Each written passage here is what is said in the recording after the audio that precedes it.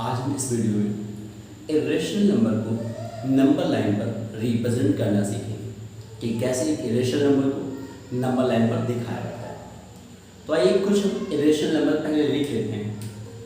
जैसे मैंने लिख लिया √2, √3, √5, ऐसे बहुत सारे इरेशनल नंबर हमने लिख लिए। अब आपको सबसे पहले ये समझना होगा कि इरेशनल नंबर कहाँ से फाइंड आउट किया गया, कैसे निकाला गया होगा। तो हमने क्या किया, एक कोई राइट एंगल ट्रायंगल सेलेक्ट कर लिया, दिस हियर 90 डिग्री। यानी हमने क्या किया, एक राइट एंगल ट्रायंगल ले लिया। तो 90 डिग्री के अपोजिट साइड में जो होती है वो क्या कहलाती है, हाइपोटेनियस। तो उसको मैंने एस से नोट कर दिया। और ये क्या होती है, बेस, जिसे मैंने बी से लिख दिया। और ये है परपेंडिकुलर, तो मैंने पी लिख दिया। अब पाइथागोरस थ्योरम जो होता है, ये पाइथागोरस थ्योरम, इसके अकॉर्डिंग आप लिखते हो हाइपोटेनियस का स्क्वायर इक्वल टू बेस का स्क्वायर प्लस परपेंडिकुलर का स्क्वायर। तो यहाँ हाइपोटेनियस का स्क्वायर लिखा हुआ है। अगर ओनली हाइपोटेनियस फाइंड करना है तो भाई ये स्क्वायर लिखोगे, टेकिंग रूट बोथ साइड। तो जैसे ही रूट दोनों साइड में करोगे, H square equal to this B square plus P square. यहाँ सिंगल टर्म लिखा था तो यहाँ लिख सकते हो H equal to here root of B square plus P square. यानी जब किसी राइट एंगल ट्रायंगल में बेस और परपेंडिकुलर गिवन हो तो इस फार्मूले के अकॉर्डिंग हाइपोटेनियस हम फाइंड आउट कर सकते हैं। क्लियर? तो यहाँ जो हाइपोटेनियस आएगा, ये कैसे नंबर्स होंगे, इरेशनल नंबर में भी हो सकते हैं। कब होंगे, जब बेस और परपेंडिकुलर का स्क्वायर करके जो मैंने सम किया है, अगर वो कंप्लीट स्क्वायर है, जैसे मान लो सम करके 9 आ गया, तब रूट निकालोगे क्या आ गया, 3 आ गया। बट अगर इसके अंदर कोई कंप्लीट नंबर नहीं मिला तो ये हाइपोटेनियस आपका कैसा हो जाएगा, इरेशनल नंबर हो जाएगा।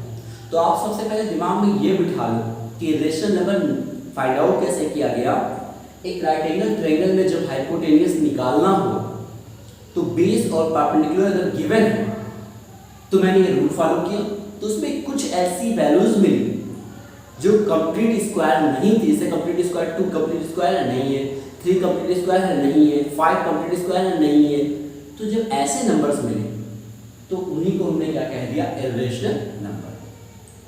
अब इन्हीं इरेशनल नंबर को नंबर लाइन पर दिखाना है, तो इसका मतलब क्या करना होगा, इसी से समझना है आपको। जैसे सपोज कर लो कि तुम्हें √2 नंबर लाइन पर दिखाना है, तो आपको ये दिमाग में थिंकिंग करनी होगी कि मैं बेस ऐसा क्या सेलेक्ट करूं और परपेंडिकुलर ऐसा क्या सेलेक्ट करूं, क्योंकि बेस और परपेंडिकुलर अगर पता होगा तब आप एच निकाल लोगे। और हाइपोटेनियस ही इरेशनल नंबर होता है, तो ये √2 जो होगा वो हाइपोटेनियस ही होगा। तो बेस और परपेंडिकुलर को ऐसा क्या सेलेक्ट करूं जिससे उनका स्क्वायर करने के बाद जब उनका सम करें तो ये मिलेगा। तो देखो इसके अकॉर्डिंग अगर मैं बेस को यहाँ 1 मान लूं और परपेंडिकुलर को 1 मान लूं तो यहाँ क्या आएगा, h इक्वल टू 1 का स्क्वायर प्लस 1 का स्क्वायर, इट मींस क्या मिल गया, √2। तो अब अगर मैं एक ऐसा राइट एंगल ट्रायंगल बनाऊं जिसका बेस 1 हो और परपेंडिकुलर कितना हो, वो भी 1 हो, तो जो हाइपोटेनियस होगा वो कैसा होगा, √2 ही तो होगा। क्लियर, समझ में आ गया। सेम ऐसे ये तो हुआ √2 के लिए। सेम ऐसे अगर आपको √3 बनाना है तब क्या करोगे, तो यहां बेस और परपेंडिकुलर, यानी अगर बेस आपने क्या मान लिया, √2 मान लिया ये, और परपेंडिकुलर आपने 1 मान लिया, तो इस फार्मूले में रख करके देखो क्या आएगा, h equal to root of b को आपने √2 माना है, तो √2 का जब आप स्क्वायर करेंगे n प्लस 1 का स्क्वायर करेंगे तो √2 का स्क्वायर क्या होता है, 2 होता है, 1 का स्क्वायर 1, क्या आ गया, √3। अब इससे थोड़ा सा आइडिया आपको मिल गया होगा कि अगर √2 बनाना है तो बेस 1 बनाना है तो परपेंडिकुलर कितनी लेनी 1 लेनी है। बट अगर √3 बनाना है तो बेस मुझे कितना मानना पड़ेगा √2 मानना पड़ेगा और परपेंडिकुलर हाइट कितनी माननी पड़ेगी 1 माननी पड़ेगी। क्लियर। ऐसे ही अगर आपको √5 बनाना है तब देखो इस फार्मूले में बेस को क्या माना 2 मान और परपेंडिकुलर को 1 मान। देखते हैं क्या है। तो h इक्वल टू क्या मिल जाएगा √b² मींस 2 का स्क्वायर, p मींस 1 का स्क्वायर, तो 2 2 जा 4 प्लस 1 यानी क्या मिल गया √5। ठीक। तो भाई अब ऐसे ही आप अदर चीजें भी फाइंड आउट कर लोगे। तो आइए हम सबसे पहले √2 को नंबर लाइन पर रिप्रेजेंट करना सीखते हैं कि कैसे इसको दिखाएंगे। भाई मैंने बता दिया पहले कि बेस और परपेंडिकुलर आपको सेट करना होगा किसी भी इरेशनल नंबर को नंबर लाइन पे दिखाने के लिए। और मैंने बताया आपको यहाँ कि √2 जब दिखाना हो तो बेस 1 मानो परपेंडिकुलर 1 मानो, और जब √3 दिखाना हो तो बेस √2 मान लो परपेंडिकुलर 1 मान लो, और जब √5 दिखाना हो तो बेस 2 मान लो परपेंडिकुलर 1। अब एक और चीज, जैसे आप लोगों में से किसी के दिमाग में आएगा सर अगर मैंने √5 दिखाना है, मैंने परपेंडिकुलर को 2 मान लिया, बेस को 1 मान लिया, तब क्या आंसर नहीं आएगा? तब भी भाई आंसर आएगा। बेस और परपेंडिकुलर को एक दूसरे के साथ एक्सचेंज भी कर सकते हैं। बस यहाँ पाइथागोरस थ्योरम बताने का मतलब ये था कि जितने भी रेशनल नंबर होंगे वो हमेशा हाइपोटेनियस साइड से ही निकाले जाएंगे बेस और परपेंडिकुलर साइड के अकॉर्डिंग। क्लियर। तो आइए अब √2 को नंबर लाइन पे कैसे रिप्रेजेंट करेंगे हम वो रिप्रेजेंट करना सीख लेते हैं, क्योंकि ये तो क्लियर हो गया कि बेस 1 होगा और परपेंडिकुलर क्या होगा वो भी 1 होगा। √2 के लिए मैंने आपको क्या बताया था कि बेस 1 मानना पड़ेगा तो और परपेंडिकुलर 1 मानना पड़ेगा। तो आइए सबसे पहले हम क्या करते हैं, एक लाइन क्या करते हैं, स्केल लेते हैं और स्केल की हेल्प से हमें क्या करना होगा, एक लाइन ड्रा करना होगा। ऐसे आप एक लाइन ड्रा करें। अब इस स्केल में सेंटीमीटर लिखा होता है। अब यहाँ कुछ ऐसा तो था नहीं कि √2 सेंटीमीटर था, कोई बता नहीं था, तो कोई यूनिट मांगे तो आपने क्या मेजर कर लिया स्केल की हेल्प से, यहाँ एक कोई पॉइंट मार्क कर लिया, ये हो गया 0। और कुछ डिस्टेंस जितना भी आपको कवर करना है कि दिस ईयर 2 सेंटीमीटर इक्वल 1 या 3 सेंटीमीटर इक्वल 1 तो मान लो। अब छोटा सा बहुत सा मानोगे तो कंफ्यूजन हो जाएगी, इसलिए थोड़ा बड़ा मान लो। तो मैंने लिख दिया समथिंग दिस ईयर, ये जो डिस्टेंस मैंने मानी ये 1 मान लो। ठीक। तो ये देखो ये O पॉइंट मैंने मान लिया एंड दिस A, और इसकी डिस्टेंस मैंने कितनी ले ली, ये 1। ठीक। ये A पॉइंट है आपका और ये O। यानी सबसे पहले मैंने बेस कितनी सेंटीमीटर ड्रा कर ली 1। अब सेंटीमीटर भाई लिखो ये 1 यूनिट है जो भी है। अब आप क्या करोगे, आपको परपेंडिकुलर A पॉइंट पर कितनी परपेंडिकुलर ड्रा करनी है 1। तो परपेंडिकुलर ड्रा करने के लिए सबसे पहले आपको क्या करना होगा, पॉइंट A पर एक 90 डिग्री का एंगल बनाना होगा। तो चलो देखते हैं कैसे बनाते हैं। ले लो कंपास ले लो। अब आपको क्या करना है, यहां इन A पॉइंट को सेंटर मानना है, फिक्स करना है। ऐसे फिक्स किया आपने, और एक क्या किया, एक सेमी सर्किल ऐसे बना लिया आपने, ये देखो ऐसा।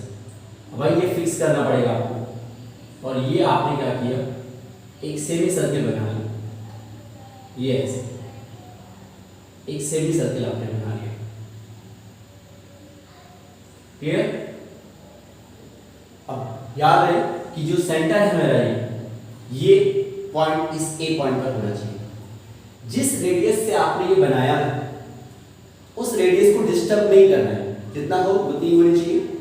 अब हमें क्या करना है, उसी रेडियस से इस लाइन को जहां ये कट कर रहा था उसको सेंटर मानना है, और एक यहाँ आर्क ड्रा करना है उसी रेडियस के साथ। फिर ये जहां आर्क लग रहा है, जो यहाँ ये आर्क कट कर रहा है उस पॉइंट को भी सेंटर मानना है, और फिर एक आर्क यहाँ ड्रा करना है। ठीक। अब आप इसको डिस्टर्ब कर सकते हो, जिस रेडियस के साथ आपने ये बनाया था उसी रेडियस के साथ साथ इस लाइन को जहां इंटरसेक्ट करा था उसको सेंटर माना, एक आर्क ड्रा कर लिया और इस पॉइंट को सेंटर माना, ये आर्क ड्रा कर लिया।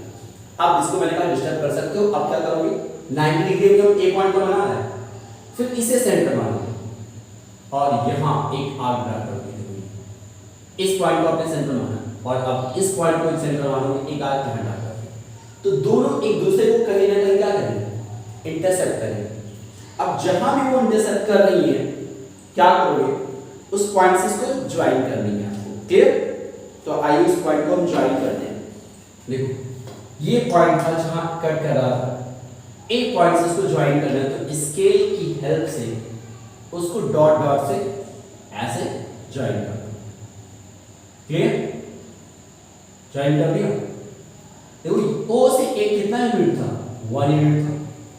ये तो आपने ऐसे कर दिया। अब ये जो 1 यूनिट था वो 2 सेंटीमीटर इक्वल 1 यूनिट था या 3 सेंटीमीटर 1 यूनिट था, उसको मेजर करना है आपको। तो क्या करोगे, फिर कंपास लोगे और उसकी हेल्प से पहले एक पॉइंट को फिक्स करके, एक पॉइंट को, और कितनी रेडियस लोगे, AO, ये आप रेडियस करोगे, ये रेडियस हो गया।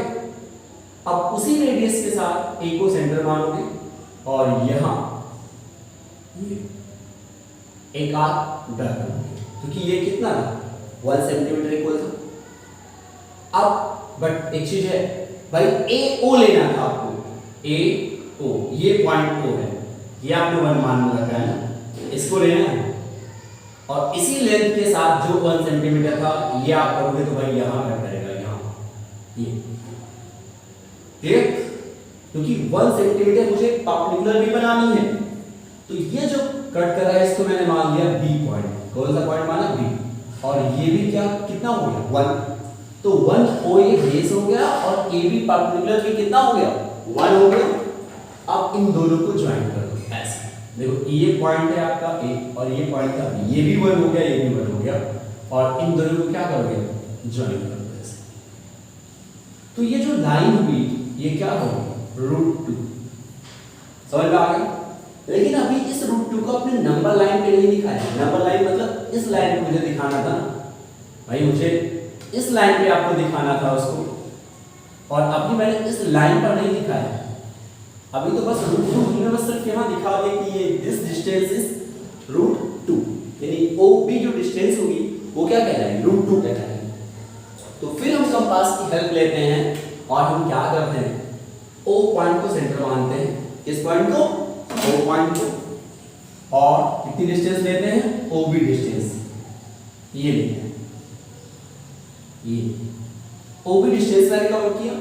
और अब हम क्या कर सकते हैं, O को सेंटर मान के एक आर्क ड्रा करेंगे, ध्यान से एक आर्क ड्रा करेंगे, ये। क्लियर? तो ये जो आर्क मैंने OB डिस्टेंस की रेडियस ली और O को सेंटर मान के मैंने आर्क ड्रा किया, तो वो आर्क इस लाइन को कहां कट कर रहा है, सपोज करो कि ये B पॉइंट पर या D मान लो, D पॉइंट पर, ये आपका D पॉइंट। तो ये जो OD होगा ये किसके इक्वल होगा, OB के इक्वल होगा। ये जो OD है ये किसके इक्वल है, OB के इक्वल है। क्लियर? और ये था कितना, √2। अब सेंटीमीटर दिया है, सेंटीमीटर लिखो, नहीं दिया है तो यूनिट। क्लियर? अब इसका आपको कॉन्स्ट्रक्शन लिखना है, तो कॉन्स्ट्रक्शन लिख लोगे। कॉन्स्ट्रक्शन कैसे लिखोगे भाई, सबसे पहले लिखोगे draw a line and OD equal 1 unit and perpendicular, draw a perpendicular 8 point A point पर आपने क्या ड्रा किया, परपेंडिकुलर ड्रा कर लिया। और फिर AB इक्वल कितनी सेंटीमीटर, 1 यूनिट मान लो या सेंटीमीटर मान लो, आपने ड्रा कर दिया। फिर OB को क्या कर लिया, ज्वाइन कर लिया। Then OB here √2। अब OB रेडियस ले करके O को सेंटर मान के आपने एक आर्क लगाया, जो आप इस लाइन को D पॉइंट पर इंटरसेक्ट कर रही थी। सो OD इज द √2 यूनिट। समझ में आ गया? सेम ऐसे √3 बनाने के लिए आप क्या करोगे, √3 अगर बनाना होगा तो आपको यहां मैंने बताया कि बेस √3 बनाने के लिए बेस को कितना लेना होगा, √2 लेना होगा, और परपेंडिकुलर को कितना लेना होगा, 1 लेना होगा। तो पहले आप √2 ऐसे बनाओगे। अब इसके बाद क्या करोगे, √2 आपका यही तो था भाई, इतना तो √2 बनना सीखे। अब सपोज करो √3 आपको बनाना है, तो √2 पहले ऐसे बनाओगे, पूरा प्रोसेस करोगे। उसके बाद इस ये कितना √2 था, अब इस B पॉइंट पर हम फिर परपेंडिकुलर ड्रा करेंगे और कितना 1 यूनिट। तो फिर वही पूरी प्रोसीजर, इसको सेंटर मानोगे, एक सेमी सर्किल B पॉइंट को सेंटर मान के सेमी सर्किल ऐसे बनाओगे, ठीक है। फिर उसी रेडियस के साथ इसे सेंटर मानोगे, यानी OB को जहां इंटरसेक्ट करा था उसे सेंटर मानोगे, कट करोगे, फिर यहां से ऐसे कट करोगे, फिर इनका बाइसेक्टर ड्रा करोगे आप ऐसे, ठीक है। यानी B पॉइंट पर आपको परपेंडिकुलर ड्रा करनी है। कैसे B पॉइंट पर ड्रा करनी है परपेंडिकुलर। अब जैसे परपेंडिकुलर ड्रा करना तो आप सीखिए, जैसे ही परपेंडिकुलर आपने ड्रा किया, फिर 1 यूनिट जो ये डिस्टेंस थी वो डिस्टेंस ले करके, यानी AB आप डिस्टेंस ले करके फिर B पॉइंट से एक आर्क ड्रा करेंगे। ये पॉइंट हो गया, मान लिया मैंने, ये F पॉइंट है। अब OF को ज्वाइन कर दो, क्यों, क्योंकि भाई ये √2 था और ये BF कितना हो गया 1 हो गया। अब अगर आपने OF को ज्वाइन कर दिया ऐसे, तो ये क्या आएगा √3, क्योंकि यहां जो था आपका BF जो था वो था 1, तो जो OF बनेगा वो क्या आएगा √3 आएगा। फिर √2 का स्क्वायर करोगे, फिर 1 का स्क्वायर करोगे, दोनों को ऐड करोगे √3 आ जाएगा, ठीक है। अब OF रेडियस लेकर के जितनी डिस्टेंस ये होगी उतनी डिस्टेंस के साथ क्या करोगे √3 बनाने के लिए O को सेंटर मानोगे और OF डिस्टेंस लोगे, और उसी डिस्टेंस को O को सेंटर मान के एक आर्क ड्रा करोगे ऐसे, ये। तो देखो जहां पहले D पॉइंट था, D से थोड़ा सा आगे आ गया ये पॉइंट, ठीक है। मैंने इसको मान लिया E, ये वाला पॉइंट है आपका, यानी जो पॉइंट है E, ये है E। तो OE अब क्या होगा आपका, यहां हो जाएगा √3, क्लियर। सेम ऐसा √5 के लिए आपको बताया कि भाई √5 के लिए बेस को कितना मानना पड़ेगा 2, तो पहले आप 2 सेंटीमीटर ड्रा करोगे, फिर इस पॉइंट पर कितने से पहले परपेंडिकुलर ड्रा करोगे, फिर परपेंडिकुलर को कितने सेंटीमीटर का होना चाहिए 1 यूनिट का होना चाहिए, फिर आप ज्वाइन कर दोगे। आपको समझ में आ गया, या रफली मैं एक बार बता दे रहा हूं कि एक लाइन ड्रा करोगे √5 के लिए और इसको O पॉइंट मान लिया और ये कोई पॉइंट A मान लिया, ये कितने सेंटीमीटर है 2 सेंटीमीटर या 2 यूनिट, कोई भी यूनिट।